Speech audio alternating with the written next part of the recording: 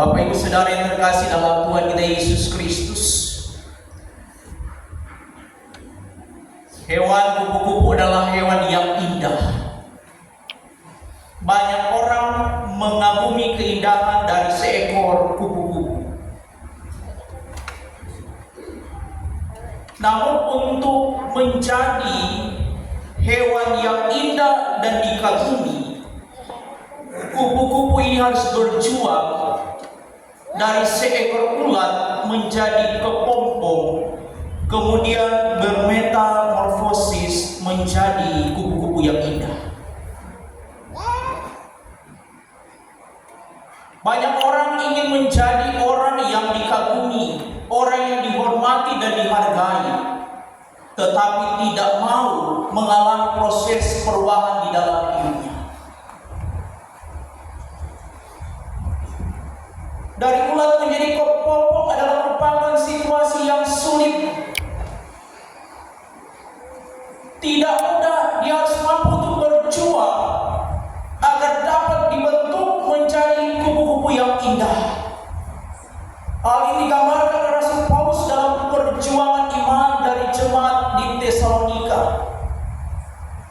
Untuk menjadi jemaat yang memiliki iman yang teguh, untuk menjadi jemaat yang mampu menyatakan pelayanan kasih, maka dikatakan mereka ditempa ibarat kepompong yang berjuang menjadi kupu-kupu. Penderitaan, penganiayaan menjadi bagian di dalam kehidupan untuk menunjukkan kualitas iman dalam kehidupan jemaat yang ada di Tesalonika. Penderitaan seperti apakah Bapak Ibu Saudara yang dialami oleh jemaat? Ayat yang keempat kata firman 2 Tesalonika 1 ayat 4. Sehingga dalam jemaat-jemaat Allah kami sendiri bermegah tentang kamu karena ketabahanmu dalam imanmu dalam segala penganiayaan dan penindasan yang kamu derita. Ketika jemaat mulai bertumbuh dalam keyakinan iman, mereka diperhadapkan dengan tantangan, di mana pada waktu itu dalam pemerintahan Kaisar Nero yang menganggap diri adalah Tuhan yang harus disembah oleh umat, oleh jemaat, maka orang-orang Kristen yang ada di Tesalonika ini dikatakan mereka didera, dianiaya dengan begitu hebat, sehingga ada pilihan yang harus mereka ambil: menyembah Kaisar atau menyembah Yesus Kristus. Kita bukan hanya berbicara tentang kesengsaraan penderitaan biasa, Bapak Ibu Saudara. Kita bukan hanya berbicara tentang sakit hati dari kata-kata seseorang ataupun perlakuan yang tidak baik, tetapi penderitaan ini menyangkut nyawa yang menjadi taruhan, yang menjadi pilihan dalam hidup orang percaya. Bayangkan ketika ada suami kepala keluarga yang ditahan oleh pemerintah Romawi, anak-anaknya diancam untuk dibunuh. Itu menjadi pilihan dalam hidup: memilih Kristus, keluarganya mati; menyembah Kaisar, keluarganya hidup. Tetapi di jemaat yang ada di Tesalonika ini menyatakan suatu hal yang sangat luar biasa, di mana meskipun nyawa menjadi taruhan, tidak mengingkari janji iman kepada Yesus Kristus. Hal ini menjadi ungkapan dari seorang tokoh gereja yang bernama Tertullianus. Darah orang Kristen adalah benih gereja. Semakin dihambat, semakin merambat. Keyakinan iman yang luar biasa dinampak di dalam kehidupan dari umat yang Tesalonika. Meskipun mereka harus menderita, teraniaya, bahkan nyawa menjadi taruhan, tetapi mereka percaya tentang janji keselamatan lewat pengorbanan yang telah dilakukan oleh Yesus Kristus. Sehingga Rasul Paulus, Silvanus dan Timotius memberikan apresiasi, penghargaan setinggi-tingginya tentang iman yang bertumbuh, bahkan juga kasih yang besar, kasih yang mampu mengampuni sekalipun teraniaya, menderita, bahkan juga mengalami kematian.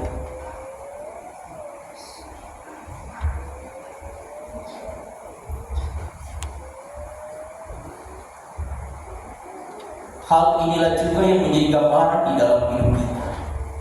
Terkadang kita pun bertanya, mengapa justru banyak hal yang buruk terjadi dalam kehidupan orang yang melakukan kebaikan dan kebenaran?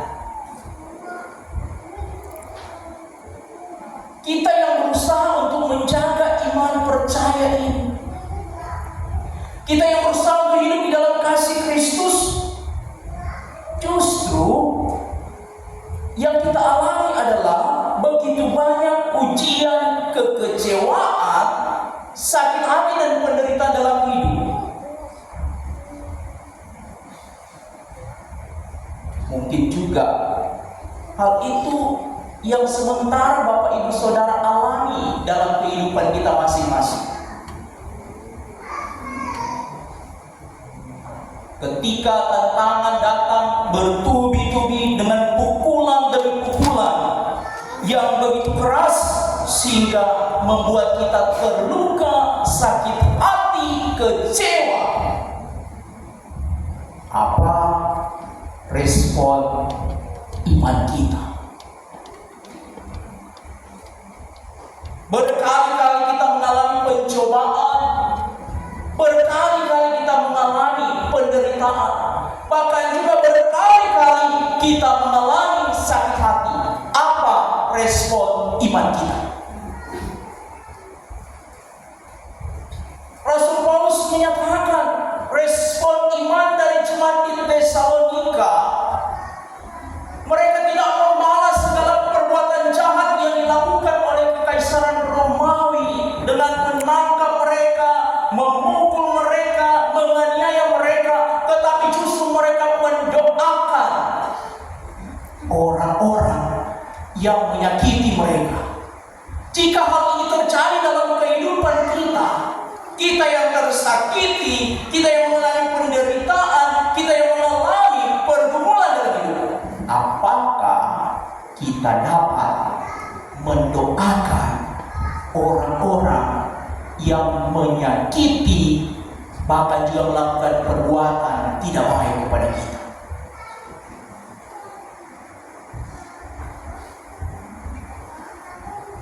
Padahal jika kita mau merenungkan,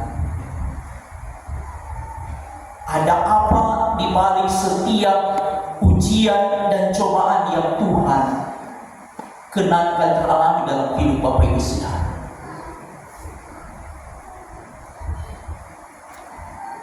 Mungkin dari segala pergumulan, persoalan, penderitaan ini, ada pengajaran yang sementara Tuhan siapkan dalam kehidupan Bapak Ibu Saudara.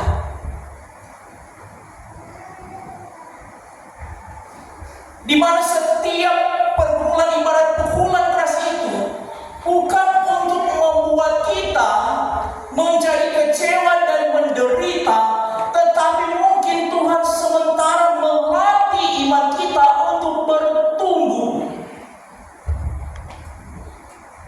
Orang yang tidak memiliki iman menghadapi masalah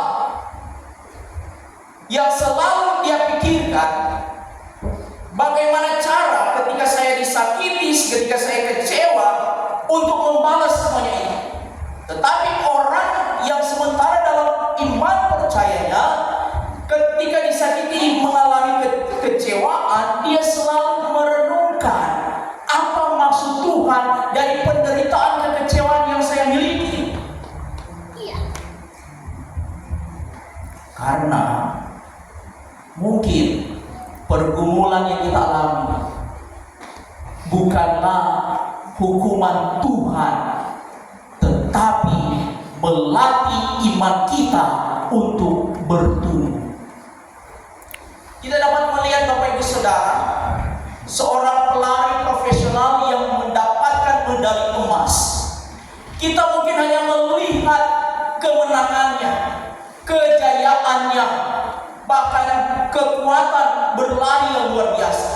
Tapi kita lupa bahwa untuk mendapatkan medali emas itu ada proses latihan yang begitu sulit. Bukan hanya berjam, bukan hanya berminggu, bukan hanya berbulan, tetapi mungkin bertahun-tahun proses latihan yang dilakukan oleh seorang pelari sehingga dia boleh mendapatkan kemenangan. Karena itu, ketika Tuhan izinkan masalah pergumulan ini terjadi, ini adalah merupakan proses latihan untuk membentuk karakter bahkan sikap hidup kita menjadi orang yang sabar, menjadi orang yang rendah hati, menjadi orang yang penuh dengan ketulusan dalam menghadapi setiap tantangan kehidupan. Namun yang menjadi pertanyaan penting, apakah kita mau melewati proses itu bersama Tuhan atau tidak? Orang yang mau melewati setiap proses ujian iman bersama Tuhan,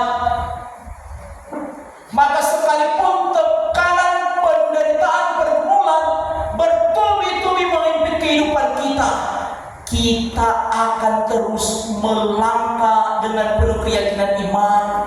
Kita akan terus menatap dan memandang tujuan kehidupan yang sementara Tuhan siapkan dalam hidup kita. Dan kita akan terus berjuang dalam keyakinan iman itu untuk memperoleh sesuatu yang sementara Tuhan siapkan dalam kehidupan Bapak Ibu Saudara.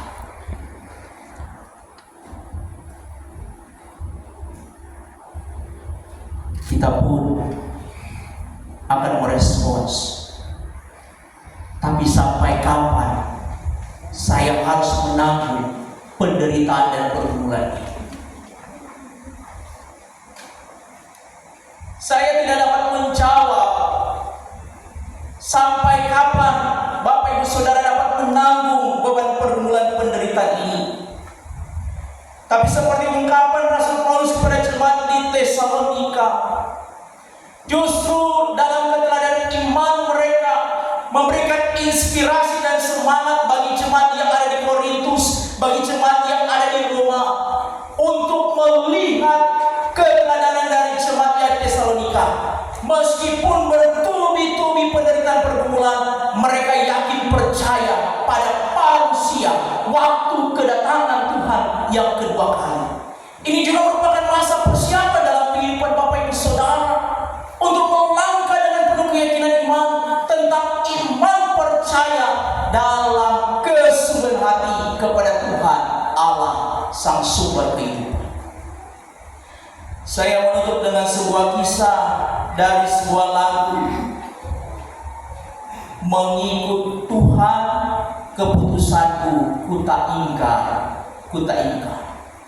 Inilah sebuah kisah nyata yang teralami dalam kehidupan seorang misionaris yang melayani di daerah pedalaman yang ada di India. Ketika misionaris ini melayani, sungguh luar biasa hambatan, tantangan dari kepala suku dan orang-orang yang ada di desa ini. Tetapi puji Tuhan, ada satu keluarga Noh yang memberi diri menerima Yesus Kristus sebagai juru selamat. Misionaris ini ditangkap oleh kepala suku, bahkan juga keluarga Noh ini ditangkap. Ketika ditangkap, keluarga Noh disiksa dengan begitu hebat, dan kepala suku pun memberikan pilihan. Engkau memilih tetap mengikut Yesus atau percaya kepada Tuhan kita. Mereka adalah penyembah berhala. Maka Nok, seorang kepala keluarga, berkata, sekali mengikut Yesus, ku tak akan ingkar. Istrinya dipenggal, Bapak Ibu Saudara.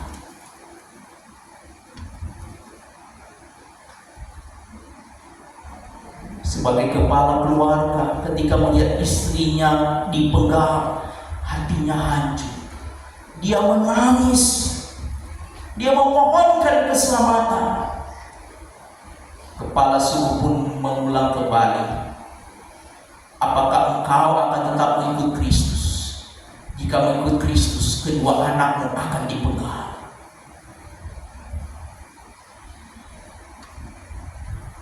Bapak Nok tertunduk dan dia berkata, salib di depan, dunia di belakang. Kedua anaknya dipenggal. Kemudian dia pun dibakar hidup-hidup. Keluarga yang mempertahankan keyakinan iman yang luar biasa. Tapi justru kematian menjadi bagian di dalam kehidupan dari keluarga Nok itu. Berbulan-bulan berlalu, sang kepala suku selalu berpikir, bagaimana mungkin ada keluarga yang rela mati untuk seseorang yang mereka baru kenal. Dia pun memanggil misionaris yang dimasukkan dalam penjara dan bertanya, siapa Yesus sebenarnya sehingga keluarga Nok ini rela mati untuk dia. Sang misionaris pun menceritakan lewat keyakinan iman, sehingga membuat kepala suku itu bertobat. Ketika dia bertobat, dia mengumpulkan semua anggota suku yang ada untuk berdoa di mana di tempat keluarga Nok dibantai, dan dia menyatakan pengakuan iman. Penderitaan, pergumulan beban hidup yang dialami oleh Bapak Ibu Saudara adalah merupakan sebuah kisah nyata lewat pengungkapan iman. Mungkin belum hari ini Tuhan menunjukkan kuasa-Nya, mungkin belum tahun ini, tetapi ada suatu saat di mana Tuhan akan menyatakan kuasa-Nya, sehingga sesulit apapun keadaan yang kita hadapi, segelap apapun jalan yang sementara kita lalui, percayalah, Yesus ada bersama kita untuk membawa kebahagiaan dan damai sejahtera. Tuhan Yesus berkati firman-Nya, berkati kita semua. Amin.